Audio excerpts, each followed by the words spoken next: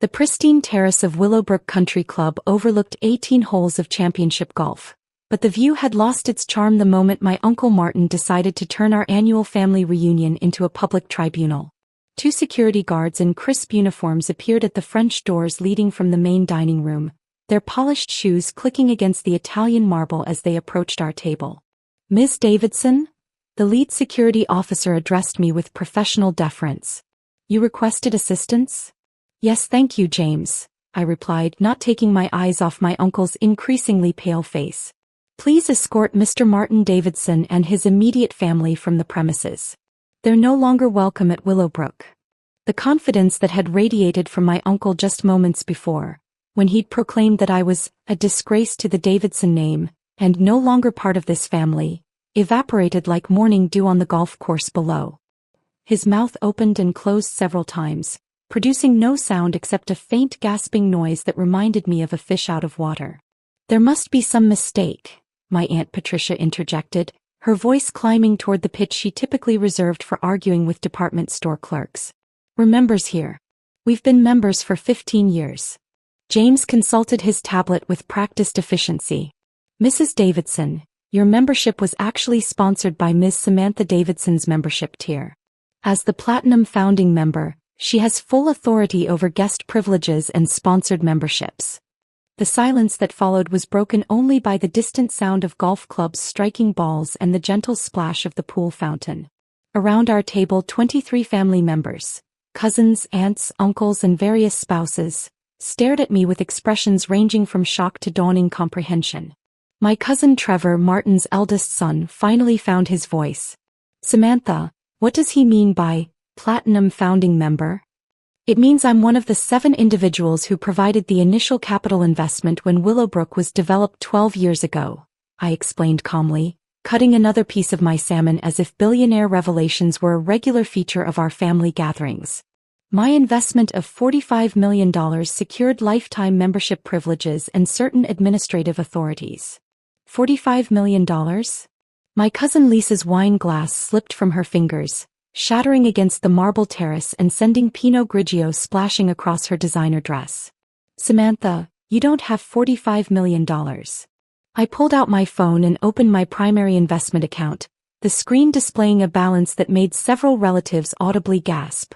$127.3 million in liquid assets, with a note indicating this represented approximately 15% of my total portfolio. "This is one of my smaller accounts," I clarified, holding the phone so everyone could see the numbers. "It's primarily for day-to-day expenses and short-term investments." The explanation was met with the kind of stunned silence typically reserved for natural disasters or celebrity sightings. My Uncle Martin, who had been so confident in his moral authority when he declared me no longer family, now looked like someone had explained to him that gravity was optional.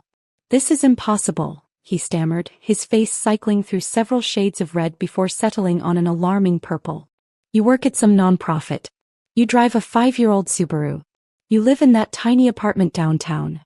"I founded and run a nonprofit," I corrected. "The Global Education Initiative, which has distributed over $800 million in educational funding to underserved communities across 43 countries. The Subaru is reliable and environmentally responsible. And I live downtown because I enjoy urban conveniences and walkable neighborhoods." What I didn't mention was that my tiny apartment was actually a 4,000 square foot penthouse that occupied the entire top floor of one of the city's most exclusive residential buildings. A building I had purchased 3 years ago and converted into luxury condominiums. My phone buzzed with a text from my assistant. "Sam, the UN Education Summit confirmation just came through. Secretary General wants to discuss the $200 million Rural Education Initiative. Also, Warren Buffett's office called about the charity dinner next month." I turned the phone so the table could see the message. "The United Nations wants to discuss my latest education funding proposal. Warren Buffett and I serve on the same charitable board." "Warren Buffett," my cousin David whispered, his voice carrying the same reverence typically reserved for religious figures.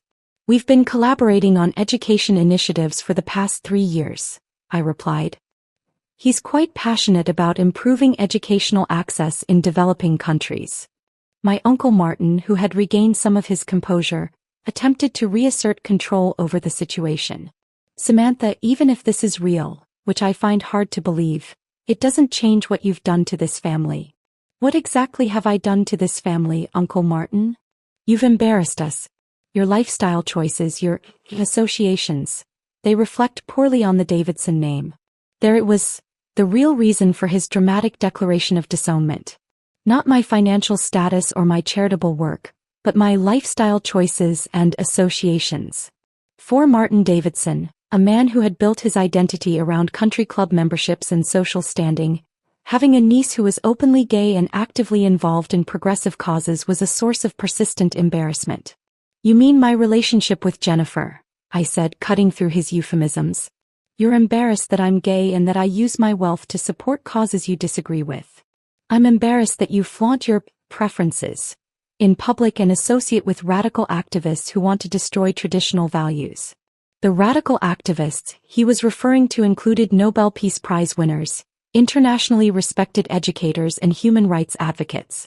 But in Martin's worldview, anyone who supported marriage equality, educational access, or climate change action was automatically classified as a dangerous extremist. Jennifer and I have been together for 4 years, I replied evenly. We're engaged, we're building a life together, and we're planning to adopt children. If that embarrasses you, Uncle Martin, perhaps the problem isn't with my choices but with your values. It's not natural, my Aunt Patricia chimed in, her voice carrying the righteous conviction of someone who had never questioned her own assumptions. Marriage is between a man and a woman. That's how families are built. I looked around the table at the faces of people I had known my entire life, relatives who had celebrated my birthdays, attended my graduation, and accepted my Christmas gifts without ever questioning where my modest lifestyle intersected with my apparent generosity. Aunt Patricia, I said quietly, my relationship with Jennifer is built on love, mutual respect, and shared values. We've been together longer than 3 of your 4 marriages combined. We're more committed to each other than most of the heterosexual couples in this family. The observation hit its mark. Patricia's face flushed red as several cousins shifted uncomfortably in their chairs, probably thinking about their own relationship track records. My phone rang with a call from the governor's office. I considered declining it, but something about the timing felt appropriate. Governor Williams' office, I answered, putting the call on speaker. This is Samantha Davidson. Ms. Davidson, this is Margaret Chin from the governor's education policy team. The governor wanted to personally thank you for the $50 million commitment to the state university system. The scholarship program you've funded will allow us to provide full rides to over 2,000 students from low-income families. It's my pleasure, Margaret. Education should be accessible regardless of economic background. The governor also wanted to discuss your proposal for the Rural Broadband Education Initiative. When would you be available for a meeting? I'll have my assistant coordinate with your office next week, I replied. And please tell the governor that I'm honored to support his education agenda. After ending the call, I looked around the table at faces that registered everything from awe to confusion to something that might have been shame. $50 million to the state university system, my cousin Jennifer, not my fiancée but Martin's daughter, said faintly. Samantha, how much money do you actually have? Enough to fund educational initiatives that matter to me, I replied. My current net worth is approximately $840 million, not including the value of the foundation's assets.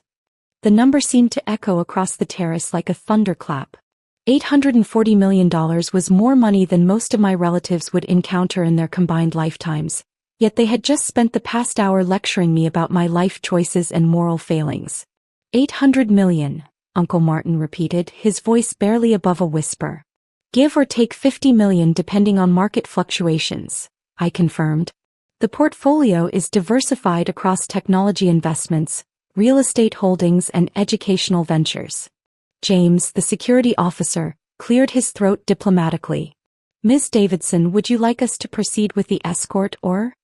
I looked at my Uncle Martin, who had deflated like a punctured balloon. The man who had been so confident in his moral authority 30 minutes ago now looked like a child who had been caught lying about his homework. Actually, James, let's hold off on the escort. But I would like you to revise the membership protocols. From now on, sponsored memberships require my personal approval for any family gatherings or events. Of course, Ms. Davidson. I'll update the records immediately. After James left, the table remained silent except for the distant sounds of golf and tennis. My Uncle Martin stared at his untouched prime rib like it might contain answers to questions he didn't know how to ask. Uncle Martin, I said quietly, you declared that I'm no longer family because you're embarrassed by who I am and who I love.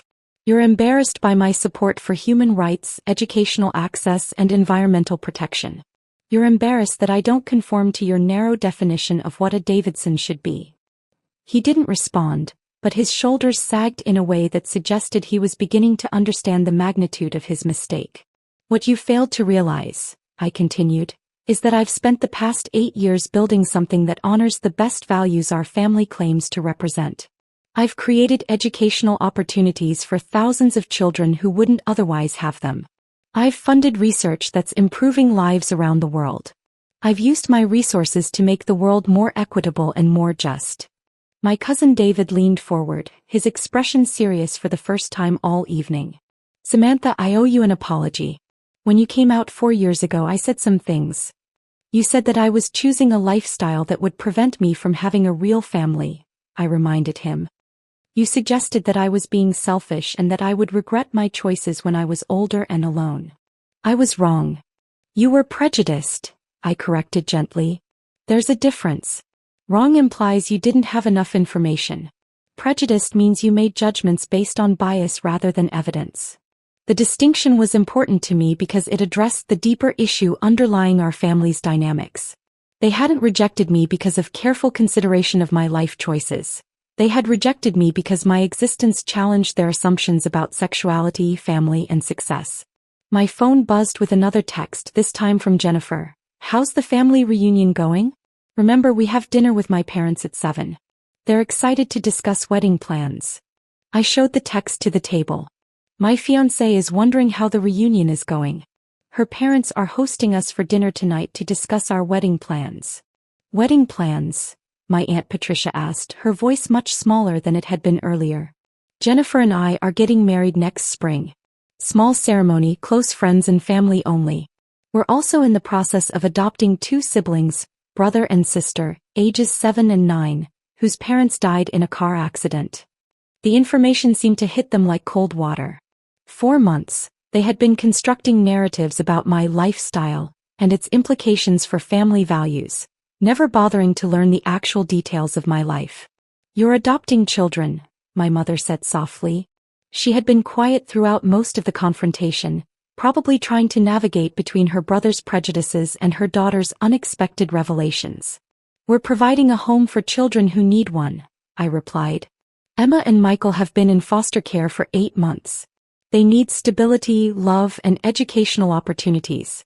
Jennifer and I can provide all of those things. My Uncle Martin finally found his voice again, though it came out cracked and uncertain. Samantha, I didn't know about the children. Or the charitable work. Or, you didn't know because you never asked, I interrupted. You were so busy being embarrassed by my sexual orientation that you never bothered to learn about my actual life, my values, or my contributions to the world. But why didn't you tell us about the money? About your success? It was a fair question with a complicated answer. Because I wanted to know who would accept me for who I am rather than what I have. I wanted to understand which family members would support me when they thought I was just a non-profit worker driving a Subaru, and which ones would only show respect after learning about my bank account. The observation hung in the air like smoke, heavy with implications that everyone could understand but no one wanted to acknowledge directly. My cousin Lisa, who had been quietly cleaning wine stains from her dress, looked up with tears in her eyes. Samantha, I'm sorry. About everything. About not supporting you when you came out, about not asking about your work, about not being a better cousin. Lisa, you don't need to apologize for your feelings or your beliefs. But you do need to acknowledge that your assumptions about my life were wrong and that your treatment of me was hurtful. Over the next hour, the conversation gradually shifted from confrontation to something resembling reconciliation. Not everyone was ready to abandon their prejudices, but most of my relatives seemed genuinely shocked to learn how wrong their assumptions had been. My cousin Trevor asked thoughtful questions about my charitable work. My Aunt Susan wanted to understand the adoption process. Even Patricia, despite her earlier comments about marriage, inquired politely about wedding plans. But Uncle Martin remained largely silent, probably trying to reconcile his moral certainty with the growing evidence that his judgments had been completely misguided. As the evening wound down and relatives began leaving, Martin approached me privately. "Samantha, I owe you an apology.